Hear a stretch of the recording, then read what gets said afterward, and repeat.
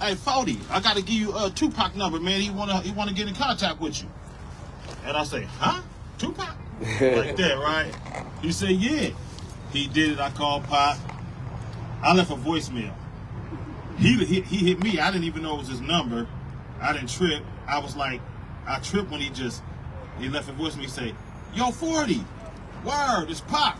You know, he had a little bit of New York in him. Word, right?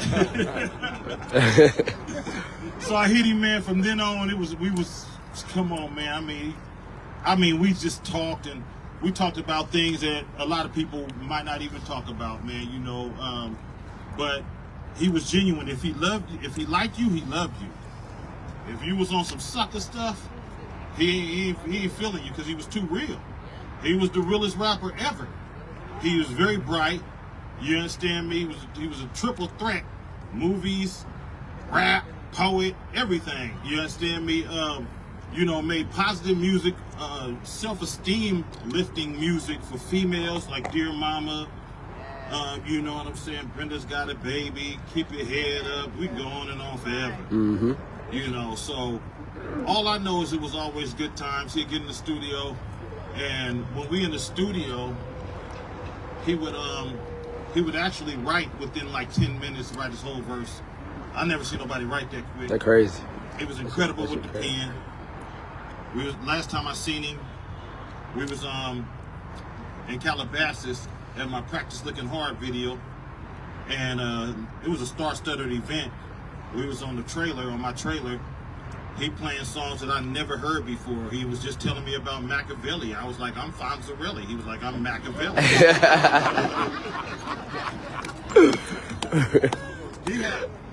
He had a song.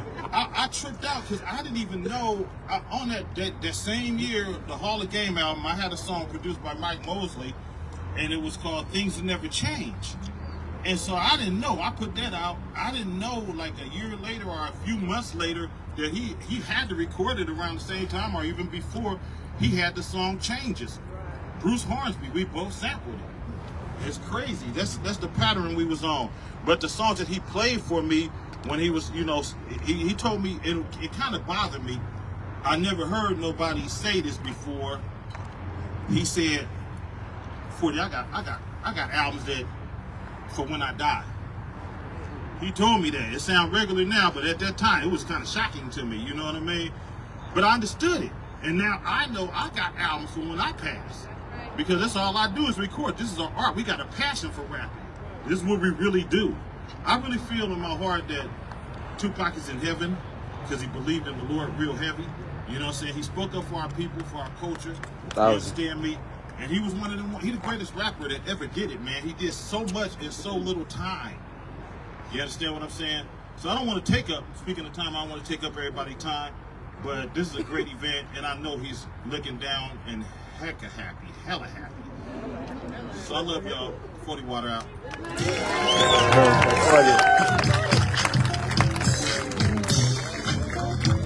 All right, bro, that's amazing. Pop about the people out. I give it up for 40 water. The jacket is real slick. Matches the sneaker game. It was intentional. But it doesn't look like it, right? I want to say, man, I was born and raised in Oakland, California. I used to run down from Oakland High down MacArthur, run the lake for track practice, went to Bret Hart Junior High, went to Manzanita Elementary, grew up on 23rd, East 22nd. And I've seen a lot of real town people come out of the town, but I don't know if anybody personifies the town as much as this next young man does. I mean, I think he sets the trends. I saw him in the business and I saw him out the business. Growing up, he used to come over to our neighborhood over on 13th Ave a lot and hang out with us, right? And I saw him do that 415 project, and I knew he was on to something, and then he became the first West Coast rapper to ever be signed to Def Jam Records. Without that, don't do it. He's been doing, if you look at his cars, if you look at his bikes, if you look at his style, he was that before the rap game. Truly a an Oakland figure. Give it up for the one and only Double R, a.k.a. Richie Rich.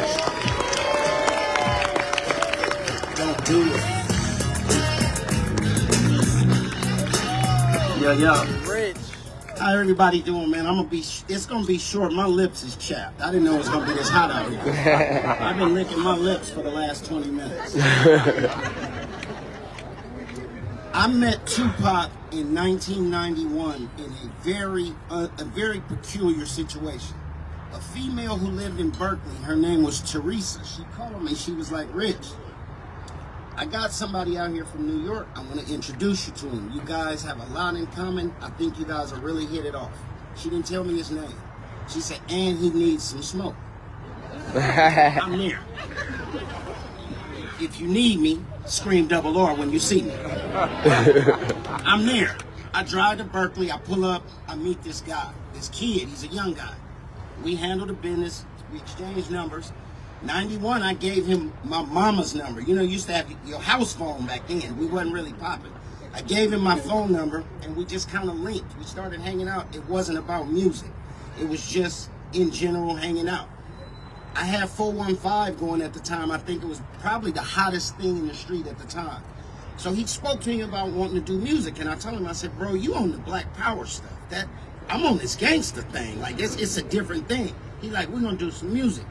We didn't end up working in a studio till years after that. I think his first album that I was on was the Me Against the World. Wow. And then on the 1996 release of All Eyes on Me. I got two quick stories, funny stories. Prelude to what Money said about him and this Jeep that Atron bought him. Atron bought Tupac a brand new Jeep. The apartment was up there. He called me. He said, I got a car. Pull up on me. Let's smoke. So I pull up on it. This apartment they talking about, where you park is in the back of the apartment, and it's a catwalk to drive out of this thing. The Jeep is back there. He like, come on, let's go get some blunts. I said, all right. He said, I don't know how to drive. I said, well, let me pull it out. No, I got it. I get in the passenger side. Pac pulled out, pinned the mirror up against the passenger window, dragged the Jeep all the way down the wall. All the way. This is a true story. Dragged it all the way down the wall. And I'm like, dude, you messing up the truck. He said, man, I ain't never had nothing. I'm just happy. Let's get some blunts. We get to the store, and I get out, and the whole side of the truck is trashed.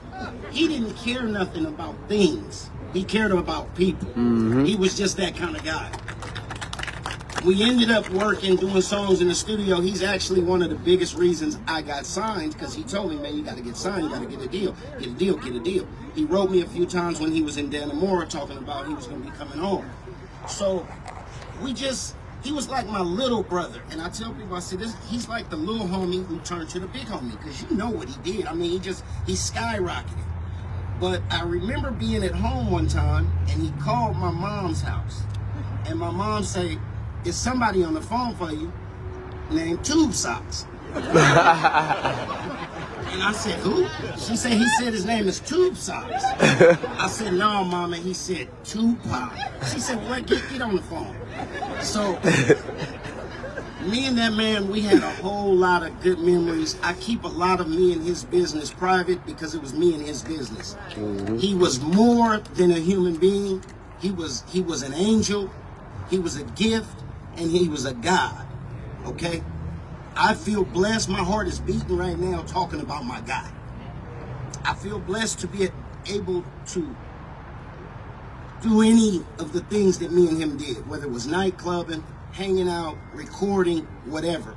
What I want you guys to know about that guy is this place here, he loved this place. He loved Oakland. And he talks about it all the time. So, man, I'm just glad to be here. I appreciate your set. Thank you. Mo Preem, Ray Love hit me. He like, Rich, I got to get you out here. You know, I wish he would have told me the sun was going to be out, because I would have. No, right, for real. It's hot up here, man. Let's make some noise for Tupac. Well, if I do that, the red lint is all over the thing. You know what I'm talking about? Let's make some noise for Mr. Tupac Amaru Shakur.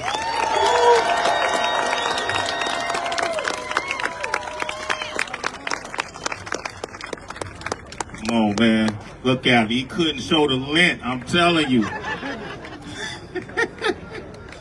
Rich has been like that since we were teenagers, though. You gotta respect that.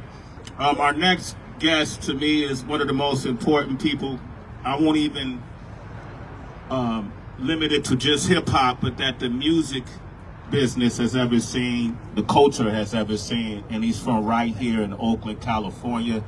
He's a tremendous inspiration to me personally. I often talk about stories. I worked at a record store, and I used to see this man bring his own records into the music people, and I'm the guy in the back recording the records coming in and coming out, and I keep noticing this man in his own record label, Busted, coming in and bringing these cassettes and these vinyls, and I'm like, damn it, I got to do whatever it is he's doing. And he inspired my partner King Tech and I to start All City Productions and Records out of my mother's house right over 23rd, and I started doing the same thing, and the owner of the shop realized I was doing it, and he fired me because I was acting like this next guest.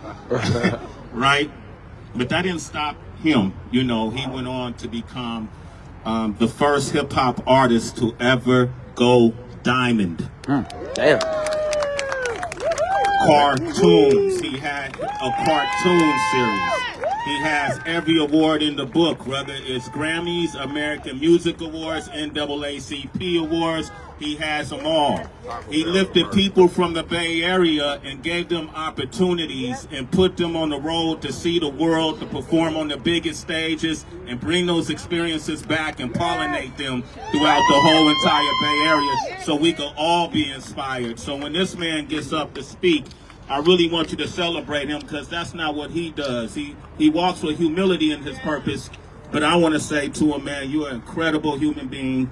I appreciate the relationship you have with Tupac, and I appreciate the relationship you have with the Bay Area. Please welcome the one and only MC Hammer.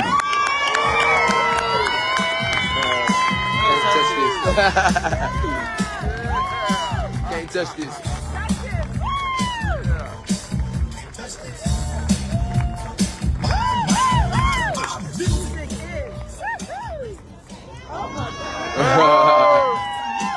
No, it's all good. It's Pac Day. It's Pac Day. I love y'all. I heard all the stories. I heard every one of them. I heard all the stories the last almost 30 years now. Take my time and say this. Stop. See, I'm from Lockwood. I went to Lockwood. I went to Manzanita.